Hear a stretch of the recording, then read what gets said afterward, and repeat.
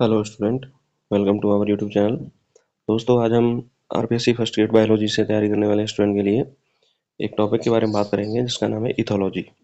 Ethology को व्यवहारिकी भी कहा जाता है और इसके इंट्रोडक्शन पार्ट के बारे में बात करेंगे। हम जानेंगे इथोलॉजी क्या है और यहाँ से नॉर्मली क्या क्वेश्चन आ सकता है पेपर में, उन सभी के बारे में हम चर्चा करेंगे। तो चलिए हम बात करते हैं। आज का जो हमारा टॉपिक है वह है इथोलॉजी। तो इथोलॉजी चैप्टर के बारे में बात करेंगे। और सबसे पहले मैं ये कहना चाहूँगा कि ये क्लासेस केवल उन्हीं स्टूडेंट के लिए इम्पोर्टेंट है जो आरपीएससी फर्स्ट ग्रेड से तैयारी कर रहे हैं और पीजीटी एग्ज़ाम की तैयारी कर रहे हैं, जहाँ पर इथोलॉजी टॉपिक उनके पेपर में आता है। तो उनके लिए, सबके लिए ये टॉपिक जो है इम्पोर्टेंट है। तो इसको क्लास को पूरा देखें और जो भी स्टूडेंट इस चैनल पर नए हैं इस चैनल को सब्सक्राइब करें। तो आज का जो चैप्टर है वह है इथोलॉजी। तो इथोलॉजी के बारे में बात करें कि बड़ी कामयाबी पाने के लिए छोटे-छोटे बदलाव करना बहुत ज़रूरी होता है। तो यदि आपको जीवन में बड़ी कामयाबी पानी है तो हमें छोटे-छोटे बदलाव करना क्या है, बहुत ज़रूरी है। तभी हम क्या है, एक बड़ी कामयाबी को प्राप्त कर सकते हैं। चलिए हम चैप्टर की शुरुआत करते हैं। सबसे पहले बात करते हैं कि इथोलॉजी का परिचय क्या है, इंट्रोडक्शन क्या है। तो इथोलॉजी क्या है, इसके बारे में हम बात करेंगे। इथोलॉजी जीव विज्ञान की वह शाखा है जो जानवरों के स्वाभाविक वातावरण में उनके व्यवहार का अध्ययन करती है। तो यानी कि बायोलॉजी की वह शाखा जो जानवरों के स्वाभाविक वातावरण में उनके व्यवहार का अध्ययन, यानी जिस वातावरण में जानवर रह रहा है उस वातावरण में उनके व्यवहार को किस तरह से इंडिकेट किया जाता है, वह किस तरह का व्यवहार दर्शाता है, तो उसे हम क्या बोलते हैं, इथोलॉजी बोलते हैं। यह एक ऐसा क्षेत्र है जो जानवरों के व्यवहार के जैविक, आनुवंशिक और पर्यावरणीय पहलुओं पर केंद्रित होता है।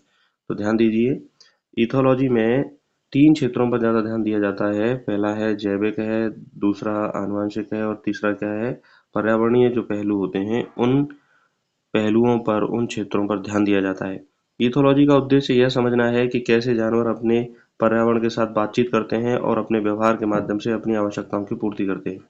तो इथोलॉजी, क्योंकि जानवर के नेचुरल एनवायरनमेंट में उसके व्यवहार का अध्ययन कर रहा है, तो वो यह भी जानना चाहेगा कि वह पर्यावरण के साथ, अपने पर्यावरण के साथ किस तरह से वह बातचीत कर रहा है और अपने व्यवहार के माध्यम से अपनी आवश्यकताओं को किस तरह से पूरा करता है। उसे हम क्या कहते हैं, इथोलॉजी। तो अगर हम शॉर्ट में समझना चाहें तो इथोलॉजी किसी भी जानवर के स्वाभाविक वातावरण में उसके व्यवहार का अध्ययन करना ही क्या है, इथोलॉजी है। इसीलिए इसको व्यवहारिकी कहते हैं। क्या नाम देते हैं इसको, व्यवहारिकी। चलिए आगे बात करें। इथोलॉजी के प्रमुख सिद्धांतों के बारे में बात करें तो इथोलॉजी का पहला प्रमुख सिद्धांत है स्वाभाविक व्यवहार, इन्नेट बिहेवियर। स्वाभाविक व्यवहार, इन्नेट बिहेवियर। देखिए, इन्नेट बिहेवियर क्या होता है, स्वाभाविक व्यवहार क्या होता है। स्वाभाविक व्यवहार का अर्थ हम नॉर्मली ये लगा सकते हैं कि भाई जो स्वतंत्रता पूर्वक जो व्यवहार दर्शाया जाता है, स्वभावतः जो व्यवहार दर्शाया जाता है उसे स्वाभाविक व्यवहार व्यवहार कहते हैं। यानी कि ऐसा व्यवहार जो स्वाभाविक या जन्मजात व्यवहार है, वे हैं जो आनुवंशिकी द्वारा नियंत्रित होते हैं। स्वाभाविक या जन्मजात व्यवहार वे हैं जो आनुवंशिक यानी जेनेटिक करैक्टर द्वारा नियंत्रित होते हैं और किसी विशेष वातावरण में अनुभव या सीखने की आवश्यकता के बिना उत्पन्न होते हैं। यानी कि जन्म से ही जो जीव जैसा व्यवहार दर्शाता है उसे हम स्वाभाविक व्यवहार कहते हैं। जैसे कि चूजों का भोजन के लिए चोंच मारना, यानी चूजे जो होते हैं भोजन के लिए चोंच मारते हैं, तो वह किसके अंतर्गत आते हैं, स्वाभाविक व्यवहार के अंतर्गत आते हैं। कुत्तों का अपने क्षेत्र को चिन्हित करना, कुत्तों का अपने क्षेत्र को चिन्हित करना।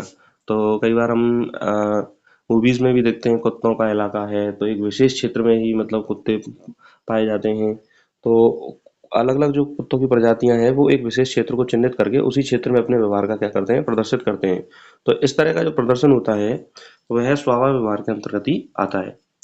अगला जो प्रमुख सिद्धांत है इथोलॉजी का वह है अनुकूलन, एडेप्टेशन। इथोलॉजी में अनुकूलन का अध्ययन महत्वपूर्ण है क्योंकि यह समझाता है कि कैसे जानवर के व्यवहार ने समय के साथ अपने पर्यावरण के लिए अनुकूलन के लिए विकसित किया है या विकास किया है। अनुकूलन का सामान्य अर्थ यही होता है कि किसी भी जीव द्वारा अपने आप को वातावरण के अनुसार ढाल लेना ही क्या कहलाता है, अनुकूलन कहलाता है। तो इथोलॉजी में यह समझा जाता है कि किसी जीव ने क्या विकास किया जिससे वह अनुकूलित हुआ उस वातावरण के अनुसार। और जैसे हम कह सकते हैं कि भाई नागफनी का पौधा होता है तो वह मरुस्थलीय क्षेत्र में पाया जाता है। तो नागफनी के पौधे में वाष्पोत्सर्जन ज्यादा ना हो तो पत्तियां कैसे बदल जाती हैं, कांटों में बदल जाती हैं। अनुकूलन का जो व्यवहार है वह जीव के जीवित रहने और प्रजनन की क्षमता को बढ़ाने में मदद करता है। यानी कि कोई भी जीव उस वातावरण में जीवित रह सके और उसकी प्रजनन क्षमता जो है वह लगातार बढ़ सके, तो इसमें अनुकूलन का व्यवहार जो है वह मदद करता है। आगे हम बात करें तीसरा सिद्धांत है अधिग्रहित व्यवहार। तीसरा क्या है इसका? अधिग्रहित व्यवहार, लर्न्ड बिहेवियर। देखिए, लर्न्ड बिहेवियर का अर्थ ये होता है कि कोई भी जीव जन्म के बाद अपने अनुभवों से और पर्यावरण के प्रभावों से अपने अनुभवों से और पर्यावरण के प्रभावों से किसी भी व्यवहार को सीखते हुए आगे बढ़ता है, तो उसे हम क्या बोलते हैं? अधिग्रहित व्यवहार। यानी अधिग्रहित व्यवहार वे होते हैं जो अनुभव और पर्यावरणीय प्रभावों के परिणाम स्वरूप विकसित होते हैं। यानी इसको हम ऐसे समझ सकते हैं कि मान लीजिए कोई चीज़ हम जन्म से नहीं जानते थे, लेकिन बाद में हमने उस पर कोई मेहनत करी और मेहनत करके उस व्यवहार को सीख लिया। जैसे बहुत सारे खिलाड़ी होते हैं, वो खेल सीख जाते हैं। बहुत सारे इंजीनियर्स होते हैं जो व्यवहार अपने व्यवहार के द्वारा उस इंजीनियरिंग की कौशल को सीखते हैं। डॉक्टर्स, ऐसे ही शिक्षक। तो ये सभी क्या होते हैं? अधिग्रहित व्यवहार के अंतर्गत ही आते हैं। तो इसका एक उदाहरण है कि एक कुत्ते का अपने मालिकों के आदेश का पालन करना अधिग्रहित व्यवहार कहलाता है। तो लर्न्ड बिहेवियर जो होता है, वह अधिग्रहित व्यवहार जिसमें कोई भी जीव जन्म के बाद स्वयं सीखता है, उसे हम क्या बोलते हैं? Learned behaviour. चौथा सिद्धांत है संकेत और संचार, signalling and communication. Signalling and communication यह है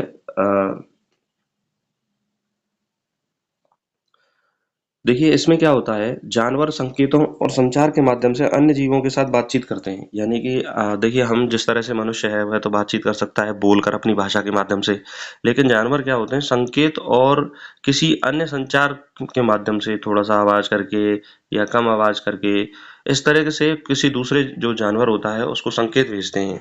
तो ये संकेत दृश्य, यानी दृश्य रूप में हो सकते हैं, श्रवण रूप में हो सकते हैं, गंध रूप में हो सकते हैं, स्पर्श पर आधारित हो सकते हैं। तो देखिए, संकेत का माध्यम दृश्य भी हो सकता है, श्रवण भी हो सकता है, गंध हो सकता है और स्पर्श हो सकता है। तो ऐसे सिद्धांत को कहा जाता है सिग्नलिंग एंड कम्युनिकेशन, संकेत और संचार सिद्धांत। जैसे कि मधुमक्खियों का नृत्य, बी डांस, जिसके माध्यम से वे भोजन के स्रोत की दिशा और दूरी का संकेत देते हैं। बहुत ज्यादा मोस्ट इंपॉर्टेंट है परीक्षा की दृष्टि से, इसलिए आप इसको याद रखें। मधुमक्खियों का नृत्य जो होता है, वह भोजन के स्रोत की दिशा और दूरी का संकेत देता है। तो ये सबसे ज्यादा परीक्षा में पूछा जाता है, इसलिए इसको आप याद रखिए और आने वाली परीक्षा में भी ये आपसे पूछा जा सकता है। अगले पॉइंट के बारे में बात करते हैं।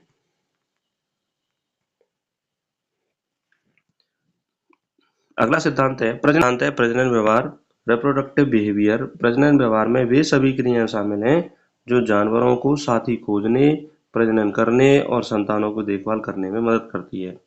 यह व्यवहार साथी का चयन, प्रजनन रीतियों और संतान पोषण से संबंधित है।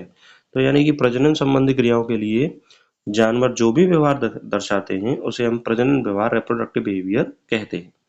अगला पॉइंट है सामाजिकरण, सोशल बिहेवियर। कई जानवर सामाजिक समूहों में रहते हैं। कई जानवर कहाँ रहते हैं? सामाजिक समूह में। बिल्कुल सही बात है। जैसे भेड़ है, चींटियां हैं, दीमक है। तो ये क्या है? झुंड बनाकर रहते हैं। विभिन्न प्रकार के सामाजिक व्यवहार प्रदर्शित करते हैं, जैसे सहयोग, एक दूसरे का सहयोग करना, किसी कार्य के लिए संघर्ष करना, प्रभुत्व दर्शाना, मातृत्व की भावना इनमें पाई जाती है। उदाहरण के लिए हाथियों का झुंड में रहना, बानरों का समूह बनाना। तो ये किसका उदाहरण है? सामाजिकरण या सोशल बिहेवियर का उदाहरण है, सामाजिक व्यवहार का ही उदाहरण है। अगला है आपका प्राकृतिक चयन और व्यवहार। देखिए, नेचुरल सिलेक्शन एंड बिहेवियर। प्राकृतिक चयन जानवरों के व्यवहार को प्रभावित करता है। जो व्यवहार जीव के जीवित रहने और प्रजनन में मददगार होते हैं और वे पीढ़ी दर पीढ़ी बनाए रहते हैं। तो देखिए, प्रकृति जिन जानवरों को चयनित करती है, इसका अर्थ यह होता है कि वह जानवर प्रकृति के साथ अनुकूलित हैं और वह अपनी प्रजनन क्षमता को बनाए रख सकते हैं, अपनी पीढ़ी दर पीढ़ी को बनाए रख सकते हैं। तो इस तरह के व्यवहार को प्राकृतिक चयन और नेचुरल सिलेक्शन एंड बिहेवियर उसको कहा जाता है। तो इस तरह से ये 7 सिद्धांत है।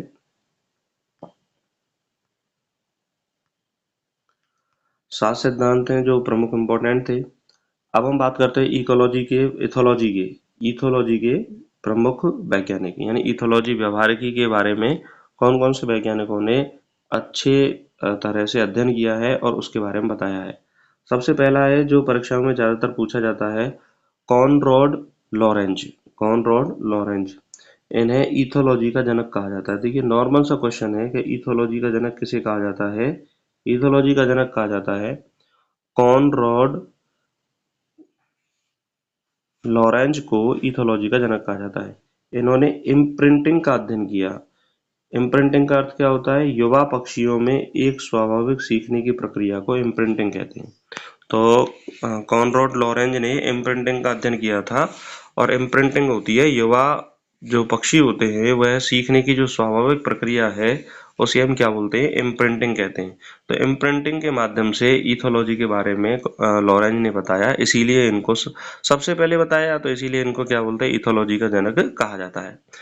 दूसरा है निकोलस टिनबर्गन। निकोलस टिनबर्गन दूसरे प्रमुख वैज्ञानिक हैं। उन्होंने जानवरों के व्यवहार के चार प्रमुख प्रश्न प्रस्तुत किए। पहला है कार्य, दूसरा है कारण, तीसरा है विकास और चौथा है विकासीय इतिहास, एवोल्यूशनरी हिस्ट्री। निकोलस टिनबर्गन ने जानवरों के व्यवहार के चार प्रमुख प्रश्न प्रस्तुत किए। पहला कौन सा है? कार्य, दूसरा है कारण, तीसरा विकास और चौथा है विकासीय इतिहास। और तीसरे प्रमुख वैज्ञानिक हैं कार्ल वॉन फ्रिश्च। देखिए, कार्ल वॉन फ्रिश जो हैं, इन्होंने मधुमक्खियों के संचार और रंग दृष्टि पर महत्वपूर्ण शोध किया। यह मधुमक्खियों के संचार प्रणाली की खोज किसने की थी? कार्ल वॉन फ्रिश ने ही की थी। और ये बहुत ज़्यादा इम्पोर्टेंट है परीक्षा की दृष्टि से भी, और इथोलॉजी में यह प्रश्न ज़्यादा पूछा भी जाता है, इसलिए आप याद रखिए। तो अगर हम एक बार इसको देखें कि कॉनरैड लॉरेंज जो है वो इथोलॉजी का इनको क्या कहा जाता है? जनक कहा जाता है। और कार्ल वॉन फ्रिश ने मधुमक्खियों के संचार व्यवस्था की क्या की थी? खोज की थी। निकोलस टिनबर्गन भी एक प्रमुख वैज्ञानिक है इथोलॉजी में। आगे हम बात करें कि इथोलॉजी के अध्ययन के लिए महत्वपूर्ण विषय कौन कौन से होते हैं। देखिए, इथोलॉजी के अध्ययन के लिए पहला महत्वपूर्ण विषय है आक्रामकता, एग्रेशन। जानवरों के बीच आक्रामकता का अध्ययन महत्वपूर्ण है क्योंकि यह संसाधनों, क्षेत्र और साथी की रक्षा के लिए होता है। देखिए, आक्रामकता के तीन प्रमुख कारण होते हैं कि कोई जानवर किसी विशेष क्षेत्र में रहना चाहता है तो वो दूसरे जानवरों को वहां से भगाना चाहेगा। संसाधन मतलब भोजन के संसाधनों पर अपना आधिपत्य जमाने के लिए भी जानवर एक दूसरे से लड़ाई करते हैं, आक्रामकता दिखाते हैं। और यदि किसी दूसरे साथी की रक्षा करनी हो किसी अन्य जानवर से, तो भी वहां पर आक्रामकता वाला गुण पाया जाता है। तो एग्रेशन इकोलॉजी का एक क्षेत्र है, विषय है। दूसरा है मेटिंग एंड सिलेक्शन, प्रणय और चयन। इसमें साथी का चयन, यानी कि जिसके साथ मीटिंग करनी है उस साथी का चयन, प्रणय की रीतियां और लैंगिक चयन के अध्ययन शामिल होते हैं। तीसरा है प्रवासन, माइग्रेशन। कुछ जानवर मौसम परिवर्तन के साथ भोजन और प्रजनन के लिए प्रवास करते हैं। बिल्कुल सही बात है कि माइग्रेशन जिन जानवरों में पाया जाता है तो उनका अध्ययन भी किया जाता है, माइग्रेशन का कारण क्या है और माइग्रेशन वह क्यों कर रहा है। तो मौसम परिवर्तन के साथ भोजन और प्रजनन के लिए प्रवास करते हैं। यह प्रवास कैसे होता है और कौन से कारक इसे प्रभावित करते हैं, इथोलॉजी का प्रमुख अध्ययन क्षेत्र है। तो माइग्रेशन भी इथोलॉजी का एक महत्वपूर्ण अध्ययन क्षेत्र है। और चौथा है मूल्यांकन और निर्णय, असेसमेंट एंड डिसीजन मेकिंग। जानवर कैसे निर्णय लेते हैं, जोखिम का मूल्यांकन कैसे करते हैं, यह भी इथोलॉजी का एक महत्वपूर्ण विषय है। तो जानवर किस तरह से किसी बात को समझते हैं और उस पर निर्णय कैसे लेते हैं, यह भी सारी बात किसमें समझी जाती हैं? इथोलॉजी के अंतर्गत ही समझी जाती हैं। आगे हम बात करें इथोलॉजी का महत्व क्या है। देखिए, इथोलॉजी के पढ़ने का सबसे बड़ा महत्व यह होता है, इथोलॉजी जानने का महत्व कि पर्यावरण संरक्षण किया जा सकता है। जानवरों के व्यवहार का अध्ययन कर उनकी संरक्षण रणनीतियों के विकास में महत्वपूर्ण भूमिका निभाते हैं, विशेष रूप से लुप्तप्राय प्रजातियों के लिए। तो देखिए, मान लीजिए हमने जानवरों के व्यवहार का अध्ययन किया है, तो वे जातियां जो भविष्य में कभी समाप्त हो जाएंगी, तो उनका संरक्षण हमें किस तरह से करना है और उनको कहाँ रखना है, उनके प्रजनन प्रक्रिया कैसी है और उन्हें कौन से भोजन की आवश्यकता होती है और जैव विविधता को हम कैसे बना सकते हैं, यह सब किसमें आती है? इकोलॉजी के महत्व के अंतर्गत ही आता है। दूसरा है पशु कल्याण, एनिमल वेलफेयर। इथोलॉजी पशु कल्याण के लिए महत्वपूर्ण है क्योंकि हमें उनके स्वभाव व्यवहार की जरूरतों को समझने और उन्हें एक स्वस्थ जीवन प्रदान करने में मदद करता है। बहुत सारे पशुओं को मानव ने अब तक जो है वो जान लिया है, जैसे गाय है, भैंस है, बैल है और घोड़े हैं और कुत्ता है। तो इनके व्यवहार के अध्ययन के अनुरूप ही मानव इनका पालन पोषण करता है, इनके स्वास्थ्य की देखभाल करता है। और भी बहुत सारे पशु हैं जिन पर मानव ने क्या है, उनके व्यवहार का, इथोलॉजिकल व्यवहार का अध्ययन करते हुए उनके स्वास्थ्य को बनाए रखा है। अगला है मानव व्यवहार की समझ, अंडरस्टैंडिंग ह्यूमन बिहेवियर। इथोलॉजी मानव व्यवहार की उत्पत्ति, विकास को समझने में भी सहायक है क्योंकि कई मानव व्यवहार जानवरों के समान होते हैं। तो देखिए इथोलॉजी के अनुसार हम यह जान सकते हैं कि भाई मानव ने जो व्यवहार प्रदर्शित किया है वह उसके पूर्वज के रूप में किस जानवर ने प्रस्तुत किया होगा। तो उसके आनुवंशिक विकास के बारे में भी हम क्या कर सकते हैं, पता लगा सकते हैं इथोलॉजी के माध्यम से कि किस तरह से उसका आनुवंशिक विकास रहा है। तो इस तरह से इथोलॉजी के जो महत्व है उनके उपयोग करके हम जो जानवर हैं, मनुष्य है, उनके व्यवहार का अध्ययन करके उनका संरक्षण कर सकते हैं। आगे हम बात करें इथोलॉजी के व्यवहार का अध्ययन करने के कौन कौन से तरीके होते हैं। देखिए किसी भी जानवर के व्यवहार का अध्ययन करना है तो सबसे पहला तरीका है निरीक्षण, ऑब्जर्वेशन। स्वाभाविक वातावरण में जानवरों के व्यवहार को बिना किसी हस्तक्षेप के देखना। निरीक्षण का अर्थ क्या होता है कि कोई भी जानवर है वह स्वाभाविक वातावरण में किस तरह का व्यवहार दर्शाता है तो उसको कोई भी डिस्टर्ब मत करो, हस्तक्षेप मत करो और उसके व्यवहार का अध्ययन करो। तो उसे हम क्या बोलते हैं, निरीक्षण कहते हैं। यह पद्धति जानवरों के स्वाभाविक व्यवहार को समझने के लिए उपयोगी है। तो देखिए पावलोव ने कुत्ते के स्वाभाविक व्यवहार का अध्ययन किया था, तो बिना उसको डिस्टर्ब किए हुए स्वाभाविक व्यवहार का अध्ययन किया था कि वह उसने भाई घंटी बजाने पर कैसे लात टपकाता है। तो ये सब किसके द्वारा संपन्न किया गया, निरीक्षण के द्वारा। दूसरा है प्रयोग, एक्सपेरिमेंट। एक्सपेरिमेंट में नियंत्रित परिस्थितियों में जानवर के व्यवहार का परीक्षण और विश्लेषण करना। यानी कि जानवर को नियंत्रित परिस्थितियों में लाया जाएगा, उसके व्यवहार को देखा जाएगा और अ, उसके व्यवहार का विश्लेषण किया जाएगा। तो इस विधि के माध्यम से कारण प्रभाव संबंधों को समझा जा सकता है कि भाई उसके व्यवहार का क्या कारण था और उसके व्यवहार पर क्या प्रभाव पड़ा। इन संबंधों के अध्ययन को समझा जा सकता है। तीसरा है समीक्षा और तुलनात्मक अध्ययन, रिव्यू एंड कंपैरेटिव स्टडी। विभिन्न प्रजातियों के बीच व्यवहार की तुलना करना, उनके बीच समानताएं भिन्नताएं निकालना और यह दृष्टिकोण जानवरों के व्यवहार का विकास और उनके विभिन्न प्रकारों को समझने में सहायक होता है। देखिए दो जानवर ले लिए, हमने उनके व्यवहार का अध्ययन किया और उनके दृष्टिकोण को समझा तो हम उनके विकास के बारे में पता कर सकते हैं, वो कौन कौन से अलग अलग प्रक्रियाएं संपन्न करते हैं उन सभी के बारे में हम पता कर सकते हैं। तो इस तरह से हम निरीक्षण, प्रयोग, समीक्षा और तुलनात्मक अध्ययन के माध्यम से इथोलॉजिकल व्यवहार का हम अध्ययन कर सकते हैं। तो इस तरह से दोस्तों हमने इथोलॉजी के जो सामान्य परिचय वाला पार्ट है वो हमने समझा कि इथोलॉजी क्या है, इथोलॉजी के प्रमुख वैज्ञानिक कौन कौन से हैं, इथोलॉजी के क्षेत्र कौन कौन से, विषय क्षेत्र कौन कौन से हैं, इथोलॉजी का उपयोग क्या है, इथोलॉजी के निरीक्षण की विधियां क्या हैं। तो इन सभी के बारे में हमने समझा। देखिए इथोलॉजी के अन्य जितने भी टॉपिक हैं जो आरपीएससी फर्स्ट ग्रेड के हिसाब से इंपॉर्टेंट है उनके लिए अलग अलग क्लासेज आती जाएंगी और उनके जो भी इंपॉर्टेंट क्वेश्चन है वो सारे आपको करवाए जाएंगे। तो आप बिल्कुल निश्चिंत होकर अपनी तैयारी को स्ट्रॉन्ग कर सकते हो। और जो भी स्टूडेंट बायोलॉजी सब्जेक्ट से आरपीएससी फर्स्ट ग्रेड की तैयारी कर रहे हैं वो इस चैनल को जरूर सब्सक्राइब करें। आपको इस चैनल पर बायोलॉजी सब्जेक्ट के समस्त जो अध्ययन सामग्री वो निःशुल्क प्राप्त होगी। आपको कोई भी जो है कोर्स खरीदने की आवश्यकता नहीं है और निश्चित रूप से आपकी तैयारी में सहयोगी होगी, चाहे वो पीजी लेवल का मैटर हो, चाहे वो यूजी लेवल का मैटर हो, चाहे वो 10+2 लेवल का मैटर हो। तो वैकेंसी आने वाली हैं, आप अपनी तैयारी को स्ट्रॉन्ग करते रहिए और जो भी स्टूडेंट इस चैनल पर नए हैं वो इस चैनल को जरूर सब्सक्राइब करें और आपकी कोई क्वेरी हो तो कमेंट करके जरूर बताएं। नमस्कार, धन्यवाद।